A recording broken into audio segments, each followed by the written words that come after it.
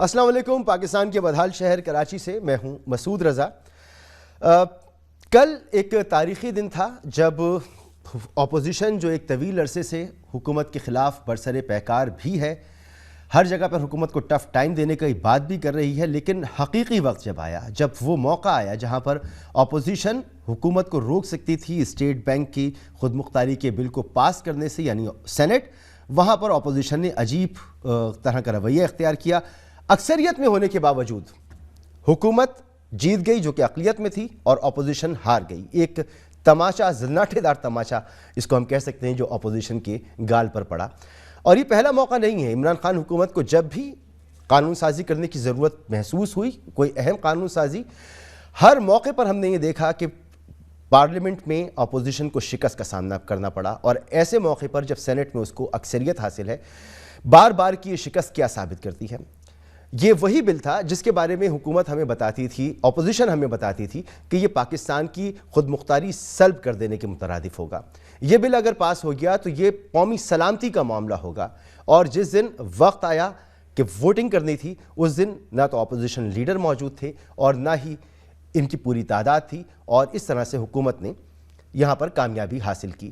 تو اپوزیشن جو بھی باتیں کہہ رہی ہے حکومت کو گھر بھیجنے کے حوالے سے، وہ لانگ مارچ کرنا چاہتی ہے، یا وہ کسی وقت میں بات کرتی ہے کہ ہمیں ایوان کے اندر تبدیلی لے کر آنی ہے، اس کو کتنی سنجیدگی سے اب لیا جائے۔ عوام کو دلاسے بھی دیتی ہے، یہ بھی کہتی ہے کہ یہ حکومت ایک دن بھی رہی تو اس ملک کے لیے، اس قوم کے لیے نقصان دہ ہے، اس کو فوری گھر چلے جانا چاہیے، اور دوسری طرف پارلیمان میں اپنی اکثریت ہونے کے باوجود بھی اپنا صحیح کردار ادا کرنے میں ناکام رہتی ہے۔ یہی وجہ ہے کہ جیسے ہی یہ بل منظور ہوا، فواد چودھری صاحب بات کر رہے تھے صحافیوں سے، اور انہوں نے بات کرتے ہوئے طنزیہ انداز میں کہا کہ پاکستان پیپلز پارٹی اور یوسف رضا گیلانی کا شکریہ کہ اسٹیٹ بینک کی خود مختاری کا قانون اب پاس ہو چکا ہے، بل پاس ہو چکا ہے، اور اب یہ قانون بن چکا ہے۔ اس کے بعد انہوں نے یہ بھی کہا کہ اگر لیڈر کوئی ہے تو وہ صرف عمران خان ہیں۔ سیاست میں یہ جو کوہرام مچانے کی کوشش ہو رہی تھی وہ ناکام ہو گئی، اور عمران خان کے آگے اس وقت یہ تمام جو اپوزیشن کی پارٹیز ہیں یہ مل کر بھی ڈھیر ہیں۔ کل جو تمام ہماری سیاسی جماعتیں ہیں ان میں کوئی قد کا لیڈر ہی نہیں ہے۔ یہ ملک بلاول اور مریم کے حوالے نہیں کیا جا سکتا۔ اس ملک کی قیادت کے لیے یہ بڑے بونے ہیں جو لوگ اپنے آپ کو پیش کر رہے ہیں۔ کل انہوں نے تمام لوگوں نے مل کر بھی اس جگہ کے اوپر جہاں پہ ان کی نام نہاد اکثریت تھی وہاں پر بھی بری طرح شکست جو ہے وہ کھائی ہے، اور یہی سلسلہ آپ کو آگے بھی نظر جو ہے وہ آتا رہے گا، اور آپ دیکھتے رہیں گے مزید کامیابیاں حکومت سمیٹتی نظر آئے گی۔ اگر آپ غور کریں تو آپ کو نظر آئے گا کہ عمران خان حکومت نے ایکسیلیٹر پہ پیر رکھا ہوا ہے، اور وہ تیزی کے ساتھ اپنے جو منشور تھا اس کو ایک کر کے مکمل کرنے کی دھن میں لگے ہوئے ہیں۔ آپ نے دیکھا کہ معیشت جو ہے اس کا بہت برا حال تھا، کبھی ہماری گروتھ مائنس میں چلی گئی تھی، لیکن پھر ہم نے دیکھا کہ گروتھ ہمارے سامنے آئی ملک کی 5.37۔ اب آپ اسے چاہے جتنا بھی نگیٹ کریں، لیکن بین الاقوامی ادارے ہوں، ملک کے اندر لوگ ہوں، ملک کے باہر لوگ ہوں، سب تسلیم کر رہے ہیں کہ ایسا ہوا ہے۔ اس کے علاوہ جو قانون سازی انہوں نے کرنی تھی وہ کرتے چلے جا رہے ہیں۔ ایک بڑا مسئلہ ان کے لیے یہ تھا کہ جو احتساب کا بیانیہ تھا اس کے بارے میں تاثر رہی ہے کہ وہ پٹ چکا ہے، کوئی بڑی گرفتاری نہیں ہے، کوئی بڑی ریکوری نہیں ہے، خاص طور پر وہ دو سیاسی خاندان جن کے لیے عمران خان صاحب کہتے ہیں کہ یہ چور ہیں، ڈاکو ہیں، لٹیرے ہیں، میں ان کے ساتھ بیٹھنا بھی گوارا نہیں کر سکتا، اور وہ سب سے بڑا پاکستان کا جو مرض ہے وہ انہی کو قرار دیتے ہیں، ان سے کوئی ریکوری نہیں ہو پا رہی۔ تو ان کے اپوزیشن یہ سمجھتی ہے کہ حکومت ایک نیا قانون لے کر آ رہی ہے، اور وہ قانون ہے فوجداری قانون میں ترمیم، اور اس ترمیم کے ذریعے اپوزیشن کا خیال یہ ہے کہ شہباز شریف صاحب کے لیے مشکلات پیدا ہو جائیں گی۔ جب یہ قانون پارلیمنٹ میں آئے گا اور یہاں سے اس کو پاس کرانا ہوگا، اس دن بھی اپوزیشن کیا یہی رویہ اختیار کرے گی جو ماضی کا اس کا ٹریک ریکارڈ رہا ہے؟ اور اگر کرے گی تو پھر اپوزیشن لیڈر شہباز شریف صاحب کے ساتھ کیا ہوگا؟ سنیں رانا ثناء اللہ صاحب اس پر اپنے خدشات کا اظہار کر رہی ہیں۔ جو انہوں نے یہ آپ نے سنا ہوگا کہ امینڈمنٹ کر رہے ہیں، جی ہم کرمینل لا میں بڑی زبردست امینڈمنٹ چلا رہے ہیں، اس کو بار کونسل نے ریجیکٹ کر دیا ہے۔ اس میں کچھ بھی نہیں ہے، اس میں صرف ایک بات ہے کہ میاں شہباز شریف کے کیس کا فیصلہ ہو جائے، اور میاں شہباز شریف کو کسی طرح نااہل کر دیا جائے تاکہ میرے علاوہ کوئی اور بچے نہ۔ اور ان فیصلوں کے لیے انہوں نے ججز کو بھی خود ریٹائرڈ لوگوں کو، یعنی سیشن جج ریٹائر ہوگا اسے ہائی کورٹ کے جج کے برابر جو ہے اسے دیں گے یہ تنخواہ، تاکہ وہ جو ہے وہ اپوزیشن کے لوگوں کا 9 مہینے کے اندر اندر جو ہے وہ فیصلے کر دے. لیکن میں بھی یہ بتا دوں کہ تم اگر اس قسم کی گھٹیا سازشیں کرنے پہ تلے ہوئے ہو تو یہ یاد رکھو کہ پاکستان کی عدلیہ اور پاکستان کا کوئی جج تمہارا ساتھ نہیں دے گا. اب تمہیں کوئی مرک ارشد نہیں ملے گا، اور اگر کوئی مرک ارشد تمہیں ملے گا تو پھر ہماری بات نوٹ کر لو، ہم ہر اس عدالت کا اور اس جج کا گھراؤ کریں گے جو تمہارے اس گندے اور گھٹیا ایجنڈے کو پروان چڑھانے کے لیے اپوزیشن کے خلاف جو ہے. اب یہ اپوزیشن کی سوچ ضرور ہے، لیکن اس کا اگر آپ باریک بینی سے جائزہ لیں تو حکومت ایک تیر سے دو شکار کر رہی ہے. ایک طرف تو اصلاحات کی بات بھی کر لے گی کہ ہم نے فوجداری قانون میں ترمیم کر کے اصلاحات کے ایجنڈے کو بھی آگے بڑھایا. دوسری طرف اگر شہباز شریف صاحب اس کی گرفت میں آتے ہیں تو ایک بڑا مسئلہ حل ہو جائے گا کہ اپوزیشن لیڈر جن کو عمران خان صاحب کہتے ہیں کہ میں ان کے ساتھ بیٹھنا بھی گوارا نہیں کرتا، اگر وہ زد میں آتے ہیں اس قانون کی تو ان کی گرفتاری بھی ہو جائے گی اور اس طرح سے جو احتساب کا بیانیہ ہے وہ آگے چلنا شروع ہو جائے گا. مہمانوں کا میں آپ سے تعارف کروں. خاور صاحب میرے ساتھ موجود ہیں، حسان خاور صاحب رہنما تحریک انصاف کے سر بہت شکریہ. علی گوہر بلوچ صاحب میرے ساتھ موجود ہیں، رہنما مسلم لیگ نون، سر آپ کا بھی بہت بہت شکریہ. اور حیدر زمان قریشی صاحب رہنما پاکستان پیپلز پارٹی، سر آپ کا بھی بہت بہت شکریہ. علی گوہر بلوچ صاحب کیسا محسوس کر رہے ہیں آج؟ کل کی شکست تصور نہیں تھا، جو آپ کے دعوے تھے، جو آپ کی باتیں تھیں کہ یہ تو قومی سلامتی کو پر حملہ ہے، یہ تو پاکستان کے حقوق سلب کر دینے والی بات ہے، اور اتنا اہم بل اتنے اہم موقع پر اپوزیشن غائب ہو گئی. بسم اللہ الرحمن الرحیم. دیکھیں مسعود بھائی، گزارش یہ ہے کہ آپ نے تصویر کا ایک رخ بتایا ہے اپنے انٹرو میں، دوسرا رخ نہیں بتایا. اصل بات یہ نہیں ہے کہ اپوزیشن کامیاب ہوئی ہے یا حکومت کامیاب ہوئی ہے. اصل چیز یہ ہے کہ پاکستان کے 22 کروڑ عوام یہ مانتے ہیں کہ یہ پاکستان کے اوپر ایک ظالمانہ منی بجٹ مسلط کیا گیا کل، اور کل بھی شب خون مارا گیا. آپ کو پتہ ہے کہ رات کے 12 بجے ایجنڈا جاری کیا گیا. آپ یہ دیکھیں کہ جب بھی کوئی سیشن ہوتا ہے تو تمام جو اراکین ہیں، چاہے وہ سینٹ کے ہوں، نیشنل اسمبلی کے ہوں، وہ دور دراز علاقوں کے رہنے والے ہیں. رات کے 12 بجے ایجنڈے میں یہ آئٹمز منی بجٹ والی شامل کی گئیں، اور جس وقت اپوزیشن لیڈر جو تھے وہ آلریڈی ملتان میں تھے اپنے ہوم ڈسٹرکٹ میں. ان کے کوئی مطلب ہے کہ وہ فوتگی ہوئی تھی اور کسی افسوس کے اوپر وہ گئے ہوئے تھے. تو مقصد یہ ہے کہ سب سے پہلے تو یہ ہے کہ یہ ایک شب خون مارا گیا. یہ شب خون آپ اسے شب خون کہہ لیجئے، یہ پاکستان کے علی بھائی آپ اسے شب خون کہہ لیجئے، مگر یہ شب خون جو ہے معذرت کے ساتھ اگر آپ ایسا کہتے ہیں کہ پاکستان کے 22 کروڑ عوام سمجھتے ہیں کہ پاکستان کے ساتھ زیادتی ہوئی ہے، یہ قانون پاس ہونا چاہیے تھا، تو ان کے کسٹوڈین تو آپ تھے، اپوزیشن تھی اس کی کسٹوڈین، ان کے مفادات کا تحفظ کرنے کے لیے آپ اسمبلی میں بیٹھے ہوئے تھے. یوسف رضا گیلانی صاحب کے بارے میں ہے کہ وہ ایک دن پہلے سب کو میسج کر رہے تھے کہ آپ پہنچیں اور خود نہیں پہنچے. دیکھیں بات یہ ہے کہ وہ کسی افسوس پر گئے ہوئے تھے، جس طرح سے کہ عام روٹین میں سمجھتا ہوں کہ پوری اپوزیشن کی جو حاضری تھی وہ حاضری تو بہت زبردست تھی. مطلب ہے کہ اپوزیشن کے تو جتنے بھی اراکین تھے ان میں سے ماں سوائے چند دیکھ کے جو کہ اپنی جینون ریزن کی وجہ سے نہیں تھے، باقی تمام لوگ تو ادھر حاضر تھے. اور مجھے یہ بتائیں کہ یہ جس طرح سے ان کی روایت ہے کہ قومی اسمبلی میں لیجسلیشن کو بلڈوز کرتے ہیں، اور جس دن آپ نے دیکھا کہ یہ نیشنل اسمبلی میں پاس ہوا اس وقت بھی اپوزیشن کی حاضری تو بڑی زبردست تھی، اپوزیشن کا پروٹیسٹ بھی بڑا زبردست قسم کا تھا. پھر بھی اس کے باوجود اس حکومت نے جو ہے وہ اس مطلب بجٹ کو عوام پر مسلط کیا جس میں آپ کو پتہ ہے کہ پاکستان کے اوپر اربوں روپے کے نئے ٹیکس. بھائی اپوزیشن کا کیوں کوس رہے ہیں؟ پاکستان کے عوام تو پہلے میری گزارش سن لینا، اپوزیشن کے کیوں، حکومت کو کیوں کوس رہے ہیں؟ جب آپ اپنے بندے پورے نہیں کر سکتے تو آپ سڑکوں پہ احتجاج کریں یا پارلیمنٹ میں احتجاج کریں یا میڈیا پہ باتیں کریں، فرق کیا پڑتا ہے؟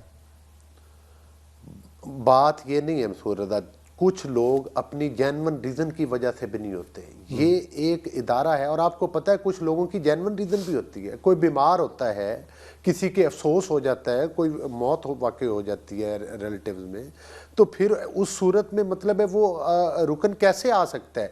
بائی اینڈ لارج حاضری پوری تھی، نیشنل اسمبلی کی بھی پوری تھی اور سینٹ کی بھی پوری تھی. لیکن مجھے یہ بتائیں کہ وہ ٹولہ جو پاکستان کے اوپر ووٹ چرا کر مسلط ہوا اور پاکستان کو کرپشن کی کھائی میں پاکستان کو دھکیلا، پاکستان کو مہنگائی کی کھائی میں دھکیلا، پاکستان کی غربت کی مہنگائی کو دھکیلا، اور آپ اس کے اس ظالمانہ قدم کو، جس کو کہ 22 کروڑ عوام سمجھتے ہیں کہ یہ پاکستان کی عوام کے اوپر ایک انتہائی ظلم کی گھڑی ہے، تو اس کو مطلب ہے کس طرح سمجھ سکتے ہیں کہ انہوں نے کون سا کارنامہ انجام دیا؟ انہوں نے کارنامہ ہی کیا کہ بل پاس کرا لیا روکنا آپ کی چاہتی اکثریت تھی کے جو باوجود۔ پاکستان کے اس کا مطلب ہے کہ انہوں نے یہ بجٹ پاس کر کے ثابت کر دیا کہ یہ پاکستان کے عوام کے دشمن ہے، یہ پاکستان کی بنیادوں کے یہ تو آپ کا دشمن سیاسی موقف ہے، یہ آپ کا پاکستان سیاسی کے موقف ہے، وہ نہیں سیاسی موقف نہیں ہے، پاکستان یہ رن کر رہے ہیں۔ ان کو چاہیے تھا ہاں یہ پاس کرتے یہ مہنگائی کم کرنے کا کوئی بل لے کر آتے، یہ پاکستان کی عوام کو ریلیف دلانے کا کوئی بل لے کر آتے، یہ آٹا چینی بجلی گیس سستی کرنے کا، ادویات سستی کرنے کا یہ بل لے کر آتے۔ یہ کس قسم کے بل آتے؟ اس کا مطلب ہے کہ اگر انہوں نے ووٹ چرا کر جو ہے عددی اکثریت ان کو حاصل ہے تو یہ پاکستان کی عوام پر ظلم کرتے چلے جائیں۔ یہ تمام باتیں آپ کی اپنی جگہ بڑی جذباتی معلوم ہوتی ہیں۔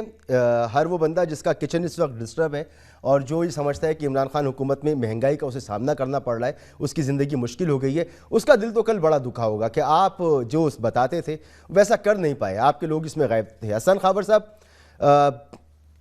یہ جو کہہ رہے ہیں علی گوہر بلوچ صاحب کہ بھئی بل لانا تھا، مہنگائی کم کرنے کا بل لاتے، لوگوں کی فلاح کا بل لے کر آتے، ہم اس پہ خوش ہوتے، یہ آپ کیسا بل لے کر آگئے؟ بہرحال یہ ان کا سیاسی موقف ہے۔ یہ کیسے مینیج ہوا وہ کیسے مینیج کیا کہ اکثریت ان کی مگر جیت ہر دفعہ آپ جاتے ہیں؟ کوئی بھی معاملہ ہو ایک پورا ٹریک ریکارڈ ہے، جو قانون سازی کروانی ہو وہ آپ کروا لیتے ہیں۔ یہ کیسی اپوزیشن ہے جو آپ سے لگتا تو یہ دستوں گرے بھائیں، لیکن جب کام کا وقت آتا ہے تو لگتا ہے کہ آپ کے ساتھ ملی ہوئی ہے؟ کیسے ممکن ہوتا ہے یہ؟ دیکھیں مسعود صاحب، پہلی دفعہ تو نہیں ہوا، ہر دفعہ یہی ہوتا ہے، اسی لیے تو پوچھ رہا ہوں۔ اور بات یہ ہے کہ اپوزیشن مخالفت تو کرتی ہے، جو ان کا کام ہے حکومت کی مخالفت کرنا، لیکن یہ خود بٹے ہوئے ہیں اور خود ایک پیج پہ نہیں ہیں۔ پارلیمنٹ کے اندر بھی بٹے ہوئے ہیں، پارلیمنٹ کے باہر بھی بٹے ہوئے ہیں، اور بٹے اس لیے ہوئے ہیں کہ نظریاتی جنگ نہیں لڑ رہے، اپنے اپنے فائدے کی جنگ لڑ رہے ہیں، پارٹیاں بھی، انڈیویجولز بھی، جس کا جو فائدہ ہوتا ہے، جس کا جو دل کرتا ہے وہ کرتا ہے، اور یہ بارہا ہو چکا ہے۔ ٹھیک ہے، ان کی بات میں سن رہا ہوں، ہمارے دوست ہیں، بصد احترام سن رہا ہوں، ہر دفعہ ہوتا ہے، کبھی وہ ادھر چلا گیا، کوئی شادی پہ چلا گیا، کوئی بیمار ہو گیا، کسی نے نہیں ووٹ دیا۔ تو حسن بھائی بتائیں فائدہ دیتے کیا ہے؟ ایسا کون سا فائدہ ہوتا ہے جس پر آپ کے لیے کام کر جاتے ہیں؟ میں آپ کو بتا دوں، دیکھیں کون سا فائدہ دیتے ہیں آپ؟ یہ ہم نہیں فائدہ دیتے، اپنے آپ سمجھ لیں، اپوزیشن کی سیاست اگر آپ نے سمجھنی ہے تو آپ سمجھ لیں کہ تین نکات ہیں بنیادی طور پر جس پہ یہ کبھی ایک پیج پہ نہیں ہو سکتے۔ پہلی بات یہ ہے کہ پیپلز پارٹی کی گورنمنٹ سندھ میں ہے، نون کی نہیں ہے گورنمنٹ سندھ میں کہیں بھی، تو وہ اپنی گورنمنٹ نہیں چھوڑنا چاہتے، ان کو پتہ ہے کہ ہم کسی بھی ڈسپنسیشن میں جائیں گے ہمیں یہ پوزیشن نہیں ملے گی۔ نون کا مسئلہ یہ ہے کہ ان کے قائد لنڈن سے واپس نہیں آنا چاہتے جب تک انہیں کوئی ایشورنس نہ ملے، کیونکہ ان کو پتہ ہے ادھر جیلیں ان کا سامنا کر رہی ہیں، ان کا رسک پروفائل بہت ہائی ہے اگر وہ واپس آتے ہیں۔ اور تیسری بات یہ ہے کہ یہ آپس میں ایک ڈیل کی تلاش میں بھی ہیں، ہر ایک کو یہ ڈر ہے کہ کہیں دوسرے کو کوئی ڈیل نہ مل جائے، کوئی چھوٹ نہ مل جائے، ہم پہلے لے لیں۔ یہ آپ ان تین نکات کی روشنی میں دیکھ لیں، آپ کو سمجھ آ جائے گا کیا وجہ ہے۔ آپ مجھے بتائیں، پی ڈی ایم بھی چھوڑ دی، میں مان گیا، ایک تاریخ کو مارچ بھی نہیں کر سکتے، دو پارٹیاں پی ڈی ایم اور یہ اگر مل کے مارچ کریں گے اسٹریٹ پاور بڑھے گی نا، جتنی بھی ہو، ہم کہتے ہیں کم ہوگی، بہرحال ایک پارٹی سے زائد ہوگی، یہ تو ایک دن مارچ بھی نہیں کر سکتے۔ آپ کیسے سمجھ سکتے ہیں، یہ ہماری کیسے ایکسپیکٹیشن ہے کہ یہ آ کر پارلیمنٹ میں ایک چیز کے اوپر ووٹ دیں گے؟ اور جو بل ہم نے پاس کیا اس سے بھی ان کا کوئی نظریاتی اختلاف نہیں ہے۔ پورے دنیا کے ترقی یافتہ ممالک اپنے سینٹرل بینکس کو آٹونومی دیتے ہیں، وہی لیجسلیشن ہماری ہے، یہی ہمارے مسائل ہیں جن کو ہم فکس کر رہے ہیں۔ ان کا مسئلہ یہ تھا کہ یہ چاہتے تھے، ان کو پتہ تھا یہ آئی ایم ایف کی کنڈیشن ہے، یہ چاہتے تھے کہ اس کے اندر روڈے اٹکائیں تاکہ آئی ایم ایف سے معاملات میں مشکل پیش آئے۔ کوئی اور ان کا کوئی نظریاتی اختلاف نہیں ہے۔ آپ ان سے پوچھ بھی لیں گے نا کہ ان کو کیا اختلاف ہے تو شاید کئی لوگوں کو پتہ بھی نہیں ہوگا کہ اس بل میں کیا ہے۔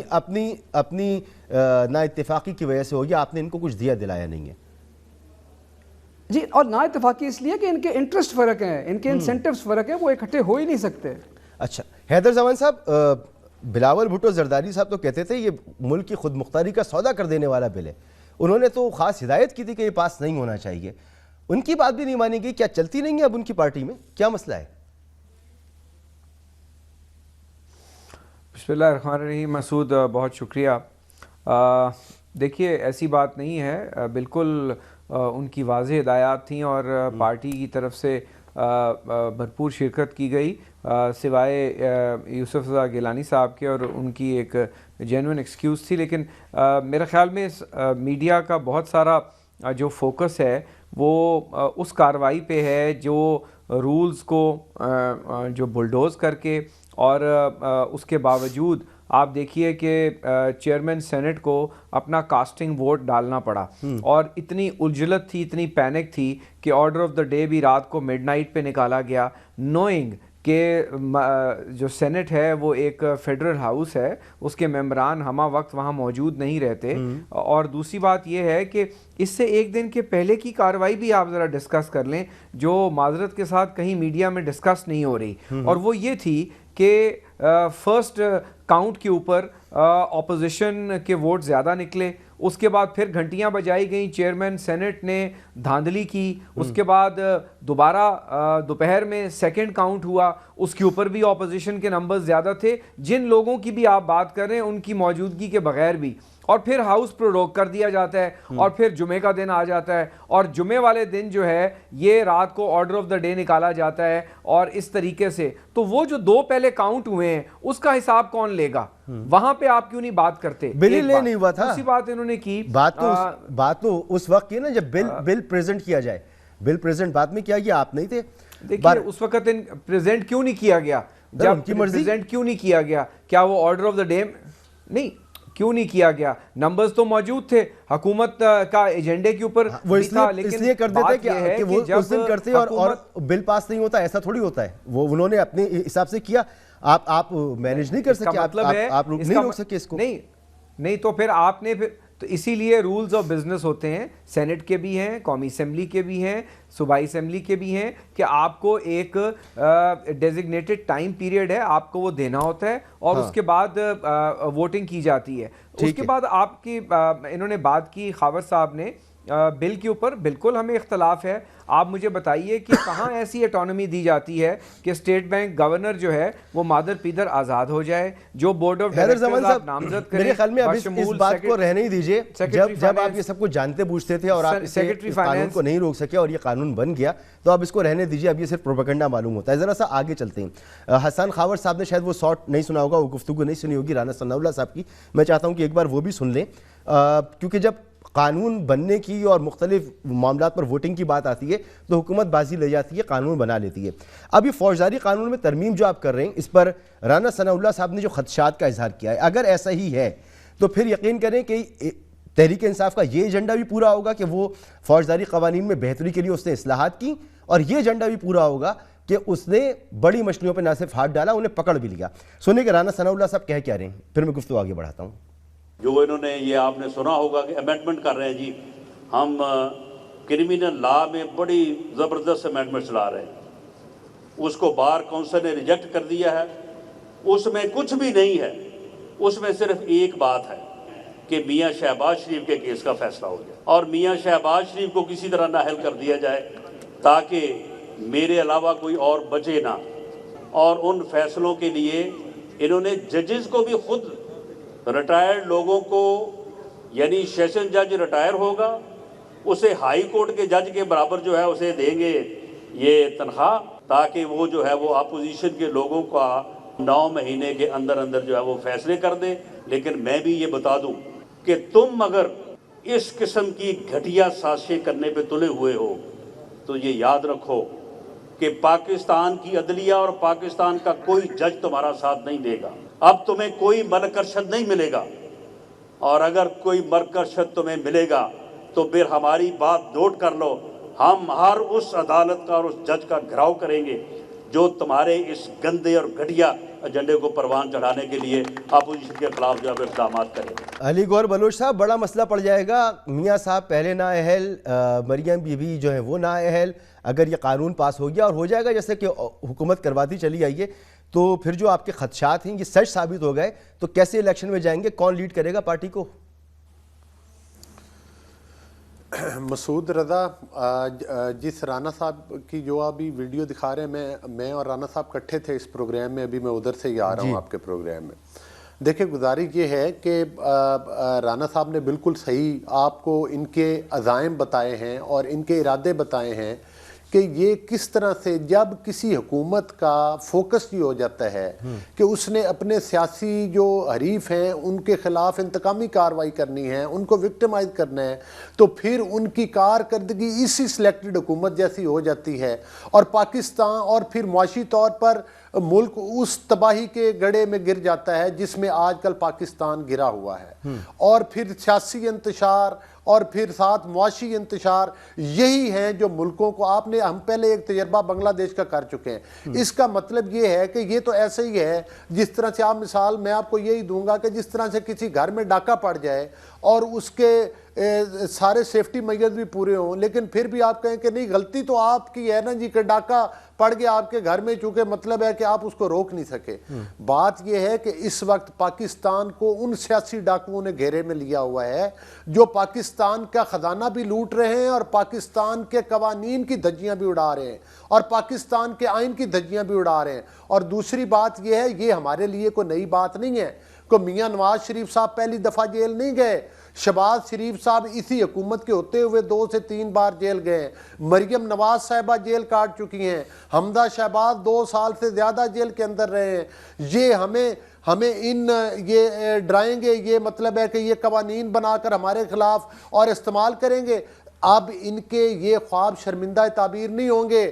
22 کروڑ عوام ان کے ظلم کو دیکھ چکی ہے اور اب وہ ان کو اٹھا کر ان ایوانوں سے باہر پھینکے گی، اور الیکشن تو جمعہ 8 دن سال کے بعد آنے والے ہیں نا۔ اگر یہ ٹائم مثال کے طور پر اگر ان کا یہ خواب ہے کہ ہم ٹائم پورا کر جائیں گے تو پھر بھی الیکشن میں آپ جی اگر اس سے پہلے جو آپ کے خدشات ہیں، دیکھیں حکومت نے ایسا نہیں کہا، حکومت نے ایسا نہیں کہا، جو آپ کے خدشات ہیں یہ سچ ثابت ہو گئے تو پھر آپ جب الیکشن میں جائیں گے کون لیڈ کر رہا ہوگا؟ آپ کی تو پوری کی پوری قیادت ہی نااہل ہو جائے گی نا، جو آپ کے خدشات ہیں اس کے مطابق۔ اور اگر عوام آپ کے ساتھ ہیں دیکھیں میری بات سنیں، پھر گھر بھیجنے کی تیاری کریں، عوام بھی تو آپ کے ساتھ نہیں ہے نا۔ جب نہیں پاکستان جو ہے وہ اس وقت پاکستان کے عوام کے دل میاں نواز شریف صاحب کے ساتھ دھڑکتے ہیں۔ پاکستان کے عوام کے دلوں میں میاں نواز، آپ نے ان کو نہل قرار دیا، جو وہاں پر کارکن بیٹھا تھا وزیر اعظم بن کے جس کا نام شاید خاقان عباسی تھا، وہ کیا پی ٹی آئی کا آدمی تھا؟ آپ شخصیات کو ہٹا سکتے ہیں لیکن ووٹر کے دل کے اوپر جو شیر کی مور لگی ہوئی ہے اس کو تو نہیں مٹا سکتے نا۔ وہ تو ہر ووٹر شیر کے اوپر مور لگائے گا۔ سر بات تو یہ نا کہ وہ ووٹر آپ کے ساتھ نکلے نا، احتجاج بھی کرے نا، کوئی احتجاج نظر بھی تو آنا چاہیے۔ جماعت اسلامی جیسی جماعت نے سندھ میں دھرنا دیا، 28 دن تک بیٹھے رہے، سندھ حکومت سے منوا لی اپنی مطالبات۔ عمران خان صاحب نے اتنا لمبا دھرنا دیا، ظاہر سی بات ہے حکومت تو نہیں گرا سکے لیکن پورے ملک میں انہوں نے ہلچل مچا دی، اگلا الیکشن جیت گئے وہ۔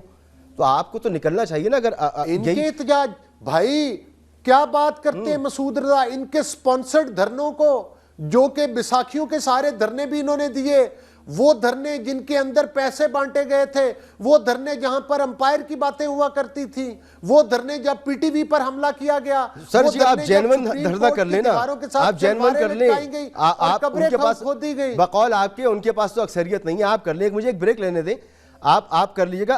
یہ جو فوجداری قانون والا معاملہ ہے، ذرا حسن خاور صاحب سے ہی پوچھتا ہوں کہ اپوزیشن اس کو لے کیوں رہی ہے ایسے؟ آپ نے تو ایسی کوئی بات نہیں کی، اپوزیشن اس کو کیوں لے رہی ہے کہ یہ بھی کوئی انتقامی کارروائی ہے آپ کی؟ ایک بریک کے بعد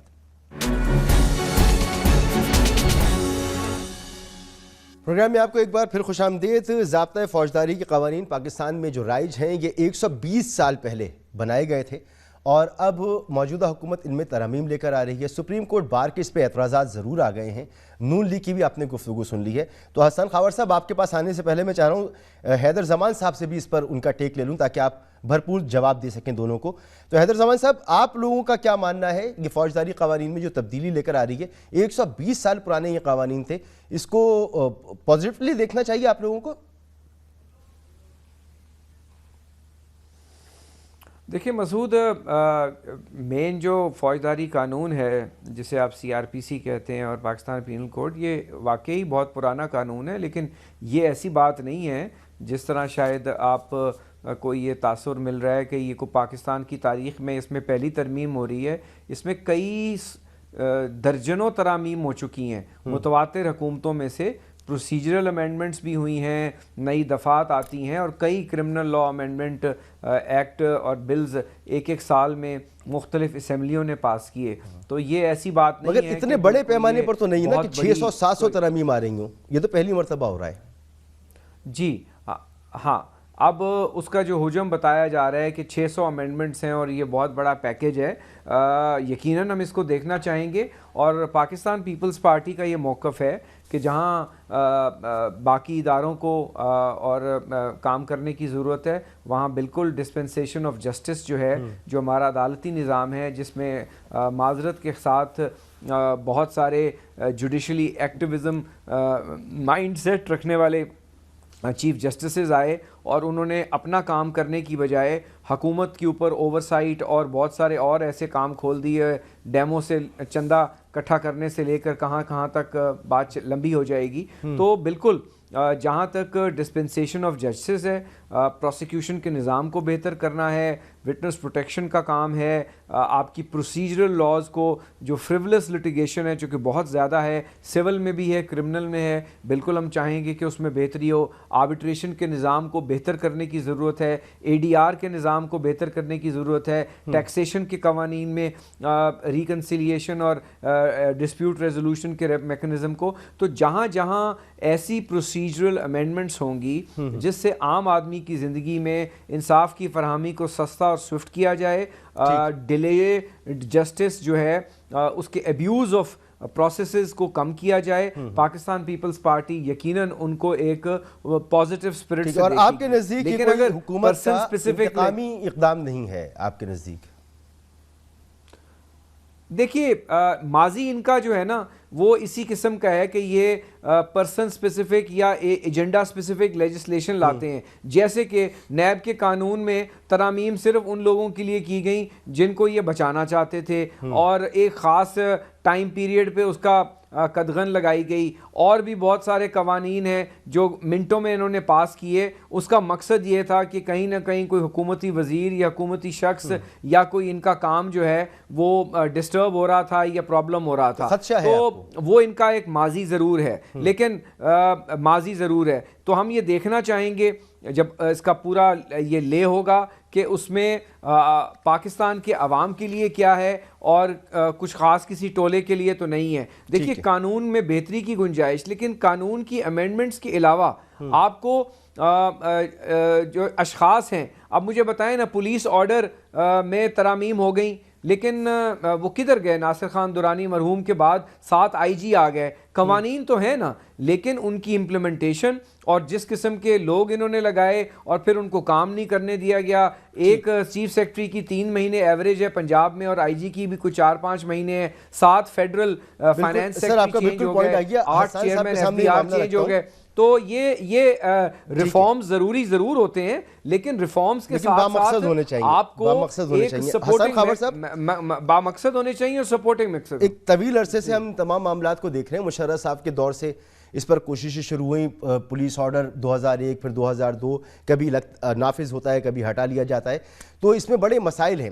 ایک طرف تو اپوزیشن کو اس پہ خدشات ہیں کیونکہ وہ یہ سمجھتے ہیں کہ شاید اس سے آپ ان کی لیڈرشپ کو جو ہے قوانین میں تبدیلی کر کے ان کو گرفت میں لے کر آئیں گے, ان کے خلاف انتقامی کارروائی کریں گے.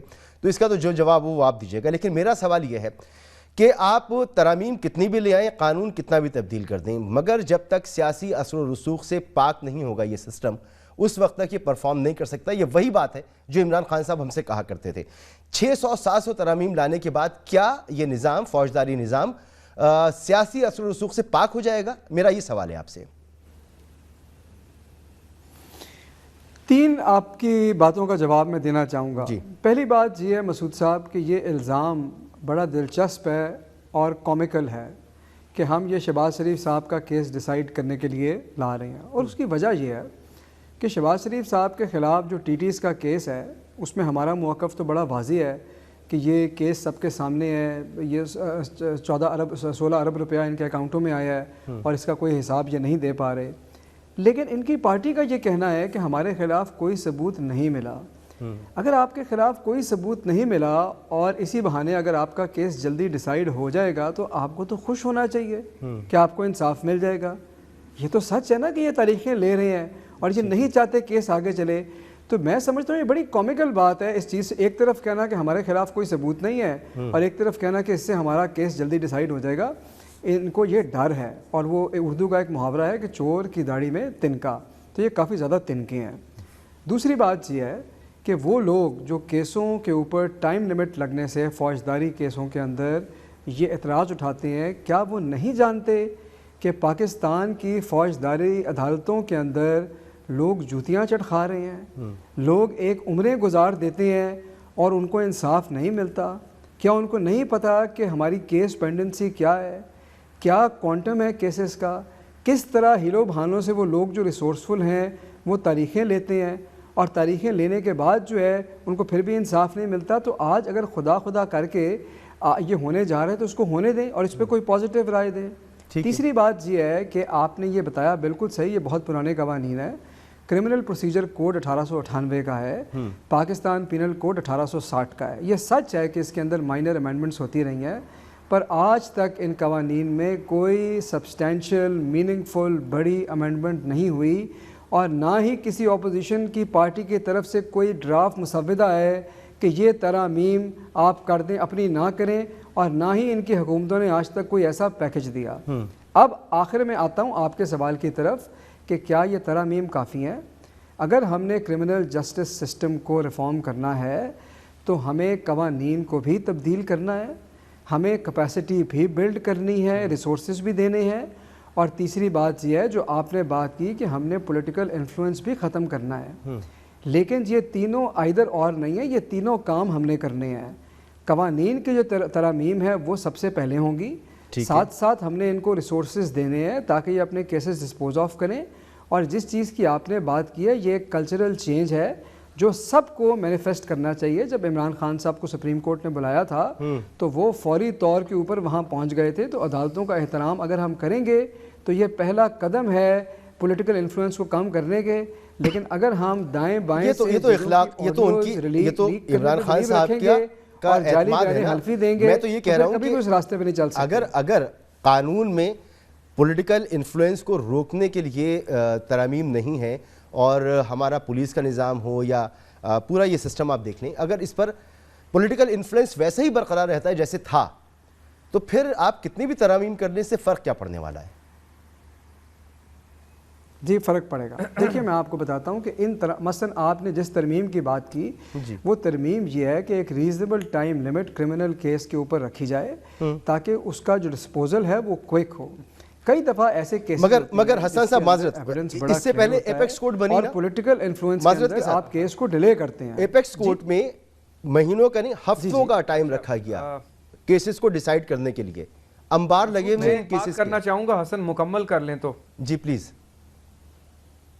جی نہیں، میں پہلے آپ کا مخصوصا سوال سمجھنا چاہ رہا ہوں. آپ کیا کہہ رہے ہیں؟ میں کہہ رہا ہوں کہ اس سے پہلے ایپیکس کورٹ بنی اور اس میں یہ فیصلہ کیا گیا کہ ہفتوں میں فیصلے ہوں گے، مہینوں میں نہیں، ہفتوں میں فیصلے ہوں گے.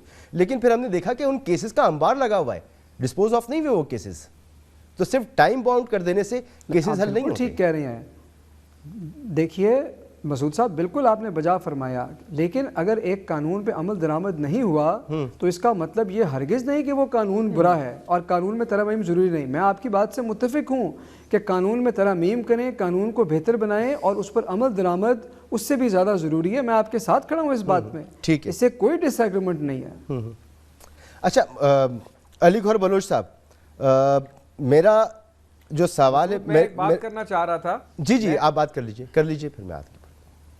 جی حیدر صاحب، میں ایک بات کرنا چاہ رہا تھا just to add to what. دیکھیے آربیٹریشن ایکٹ 1940 پاکستان میں آربیٹریشن کا قانون ہے، اس میں لکھا ہے کہ آربیٹریشن 120 دنوں میں مکمل ہوگی. اسپرٹ قانون کی یہ تھی کہ لوگ کورٹوں میں جا کر دھکے کھاتے ہیں تو آربیٹریشن کے ذریعے معاملات حل ہوں. 2-3 سال آربیٹریشن چلتی ہیں. اسی طرح نیب آرڈیننس میں لکھا ہوا ہے 90 دن میں فیصلہ ہوگا. آج 4 سال سپلیمنٹری ریفرنس فائل نہیں ہوتا. تو یہ ٹائم باؤنڈ کرنے سے یہ گمکری ہے، عوام کو کوئی اس کا فائدہ نہیں ہونا. آپ کو جہاں ریفارم کرنے ہیں آپ صحیح لوگ لگائیں، ان کی اوور سائٹ کریں، ان کی پرفارمنس ریویو دیں. یہاں تو حالت یہ ہے کہ مری کا سانحہ ہوتا ہے اور پتہ چلتا ہے کہ مشینیں جو ہیں کب سے خراب ہیں, کسی میں ڈیزل نہیں ہے, کسی رشتہ دار کو ٹھیکہ دیا ہوا ہے, ڈی سی او اپنا کام نہیں کر رہا, اے سی نہیں کر رہا. بھائی جنہوں نے اپنا کام کرنا ہے, اگر آپ صحیح بندے نہیں لگائیں گے, یا ہر 3 مہینے بعد میوزیکل چیئرز کریں گے, کوئی ان کی اکاؤنٹیبلٹی نہیں ہوگی. ہاں نیب آرڈیننس 1200 کیس ہے نیب کا پینڈنگ عدالتوں میں, ڈسپوزل اس کی کیا ہے, وہاں تو 90 دن لکھا ہوا ہے. The point I am trying to make is, جو خاور نے بھی اگری کیا کہ ٹائم باؤنڈ کلوز میں بی جسٹ پریشر, بٹ آپ کو پورا کا پورا سپورٹ نیٹ ورک کو ٹھیک کرنا ہے. آپ کو $250 ملین تو 15 سال پہلے آپ نے لیا تھا ایکسیس ٹو جسٹس پروگرام, کھا پی گئے, لیپ ٹاپ لگ گئے, سول کورٹ کیا سیشن کورٹوں تک لیپ ٹاپ لگ گئے ہیں, فیصلے ٹائپ ہوتے ہیں, پورا انفراسٹرکچر موجود ہے, اسپیشل پروسیکیوٹرز کی فوج ہے, 2.5-3 لاکھ روپے. وہ تو آپ لوگوں کا دور تھا نا, لگے ہوئے ہیں. یہ سب کچھ ہونے کے باوجود بھی نہیں, اسی دور میں یہ عمران خان صاحب کا دور ہے. ایک بریک مجھے لینا ہے, اور ان کے دعوے مختلف ہیں تو ان کو دیکھ لینا چاہیے نا کہ وہ اپنے 5 سال میں کیا کرتے ہیں. ایک بریک مجھے لینا ہے, اور بریک کے بعد علی گوہر صاحب میں آپ سے پوچھوں گا کہ احسن اقبال صاحب نے جو گفتگو کی ہے عمران خان صاحب کی, انہوں کہتے ہیں کہ یہ کرپشن کر رہے ہیں, اور ان کی کرپشن جو ہے وہ منظم کرپشن ہے, وہ آیا ہو چکی ہے. تو اگر ایسی بات ہے تو جب عمران خان صاحب پاور میں نہیں آئیں گے تو یہ قوانین جو ہیں یہ تو پھر عمران خان صاحب پہ بھی لاگو ہوں گے نا, تو آپ تھوڑا سا انتظار کر لیجیے گا. ایک بریک لیں, بریک کے بعد میں گفتگو بھی سناتا ہوں اور پھر سوال کرتا ہوں آپ سے. Welcome back. علی گوہر بلوچ صاحب, میں کوئی شارٹ رن نہیں کر رہا, ٹائم کم ہے, ڈائریکٹ آپ سے سوال کر رہا ہوں. آپ کا ماننا یہ ہے کہ عمران خان صاحب جو ہیں وہ صادق اور امین نہیں ہیں, ان کے چہرے سے بقول آپ کے نقاب اتر چکا ہے, منظم کرپشن میں وہ ملوث ہیں, اور جو لوگ انہیں چندہ دیتے ہیں وہ کرپشن کرتے ہیں, اور عمران خان صاحب ان کی پشت پناہی کرتے ہیں. آپ لوگوں کا موقف یہ ہے, اور خود یہ کہتے ہیں آپ کہ شہباز شریف صاحب یہ شریف فیملی کے خلاف ایک دھیلے کی کرپشن ثابت نہیں ہو سکتی. پھر اگر یہ قوانین میں تبدیلی لے کر آتی ہیں تو اس سے آپ کو کیا ڈر؟ ڈرنا تو عمران خان صاحب کو چاہیے آپ کے موقف کے مطابق. دیکھیں ٹائم واقعی کم ہے, اور آپ نے مجھے ٹائم یقیناً کم دیا ہے. گزارش یہ ہے کہ ان کا تو مقصد ہی یہی ہوتا ہے, ان کا مقصد صرف یہی ہے کہ اس قسم کے قوانین لائے جائیں, اس قسم کی بلڈوز کر کے لیجسلیشن کی جائیں جس کے ذریعے اپوزیشن کو صرف اور صرف جو ہے, اور خاص طور پر مسلم لیگ نون کی قیادت کو یہ تو چاہتے ہیں کہ ان کو دیواروں میں چنوا دیا جائے. آپ نے جو خواجہ سعد رفیق صاحب کا کیس تھا, جب ان کی ضمانت ہوئی تو اس میں نہیں دیکھا کہ سپریم کورٹ آف پاکستان نے کیا ججمنٹس دی کہ یہ جو قانون ہے یہ مطلب ہے کہ یہ نیب جو ہے, نیب کو طاقت کے ٹول کے طور پر استعمال کیا جا رہا ہے, پارٹیاں توڑنے اور بنانے کے لیے استعمال کیا جا رہا ہے. تو اس قسم کا ابھی بھی ان کے ارادے یہی ہے کہ یہ اس قسم کے دیکھیں نا ریٹائرڈ ججز کو اگر یہ لے کر آئیں گے اور اس طرح کی لیجسلیشن لے کر آئے اور ان سے اپنی مرضی کے فیصلے کروائیں گے جو تھا پہلے. دیکھیں جو نیب میں بھی وہ ترامیم کی گئی جس سے ان کی کابینہ میں بیٹھے ہوئے ان کی اے ٹی ایم مشینوں کے جنہوں نے پاکستان کے اربوں روپے لوٹے, آج ورلڈ اکنامک فورم نے نیب کی تعریف کی ہے. نیب علی بھائی میری گزارش سن لینا, ٹائم پہلے بھی کم ہے اور اوپر سے آپ مجھے بات بھی نہیں کرنے دے رہے. کریں. تو گزارش یہ ہے کہ یہ مطلب ہے کہ یہ تو اس قسم کی لیجسلیشن لانا چاہ رہے ہیں کہ جس سے ان کے جو وزراء ہیں, جو اس کی عمران نیازی کی اے ٹی ایم مشینز ہیں, جو عمران نیازی کو دن رات کبھی وہ کرونا کے فنڈ کے اوپر ڈاکہ ڈالتے ہیں, کبھی وہ یہ فارن فنڈنگ کیس میں تاریخوں پہ تاریخیں یہ خود لیتے ہیں, ان تمام کی کیسوں کے تو بینیفیشریز یہ خود ہیں. کون سا ادارہ ہے جو ان کے 90 دن کے ریمانڈ لیتا ہے؟ کون سا ادارہ ہے جو ان کو مطلب ہے ان کے اوپر ہاتھ ڈالتا ہے؟ کون سا ادارہ ہے جو ان کے اکاؤنٹس منجمد کرتا ہے؟ کوئی کہیں سے بھی نہیں. یہ پاکستان کو لوٹتے اور کھاتے جا رہے ہیں, اور واحد حل ہے کہ اپوزیشن کی آواز دبا دی جائے, لیکن اپوزیشن کی آواز اور مسلم لیگ نون کی قیادت کی آواز یہ نہیں دبا سکتے. ان کے عزائم ضرور ہیں. شہباز شریف صاحب جب پہلے جیلوں میں بند رہے اور نیب کے 3 سال بہت شکریہ علی گوہر بلوچ صاحب, تو اس وقت یہ سو رہے تھے, اس وقت کیوں نہیں. خاور صاحب, پروگرام کا وقت یہاں پہ ختم ہوتا ہے اور پولیو کی کیمپین جیسے کہ جاری ہے. پولیو ایک خطرناک بیماری ہے اور اس سے بچاؤ کے لیے ضروری ہے کہ پولیو کے قطرے بچوں کو ضرور پلائے جائیں. 5 سال کی عمر تک کے بچوں کو یہ قطرے ضرور پلوائیں, کیونکہ پولیو کی ہار میں پاکستان کی جیت ہے. اجازت دیجیے, اللہ حافظ.